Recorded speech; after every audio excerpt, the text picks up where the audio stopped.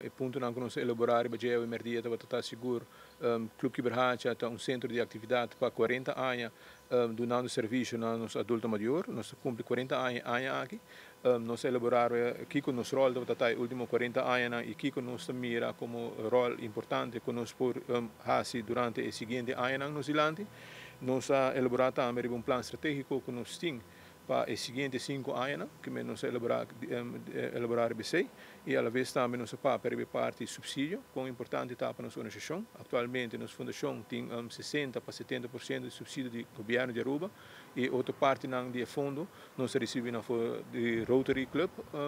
e também nós recebemos de fundraising e contribuição de membros então nós damos uma descrição também dos conos nós financiar nossa organização e à vez nós para a infraestrutura que Kiberhacha está uma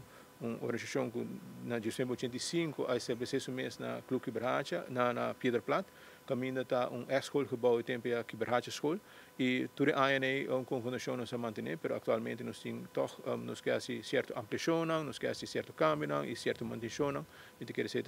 uma necessidade grande que nossa fundação no momento aqui à vez nosso papel é oportunidade tanto tem me querer para o futuro me querer samenwerking muito importante dengan NGOs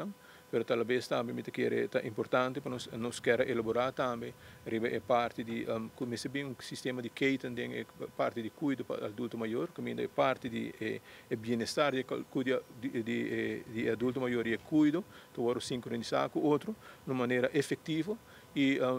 outro ponto que nós para redigir também está que nós quer é importante para nós portar hobby cauteloso ribe parte de versplintering que men que o land sina tanto fundação en tudo trabalho de outro e op event o cliente of o doelgroep que bota sirvi nós está onder bij e nós está onder kiko está eigenlijk disponível para serviço me te quer hobby ding é parte de reforçar local não botim na organização não copy a experiência e em vez de by seguir lá a fundação e trabalhar de outro e trabalhar junto com outro me quer dizer esse aspecto não que nós está é muito importante para formadores não por riba de seguinte programa de governação e me quer local nós elaborar o budget também por último tabata é parte estimular a participação de adulto maior de comunidade de Aruba pero à vez também donador de cuido informal, que nós chamamos de man de zorg, mas há atenção devida para o seguinte ano que nós Zilande, para sobre o reto de cuido e de bem-estar de nosso adulto maior, está seguir crescendo na rua.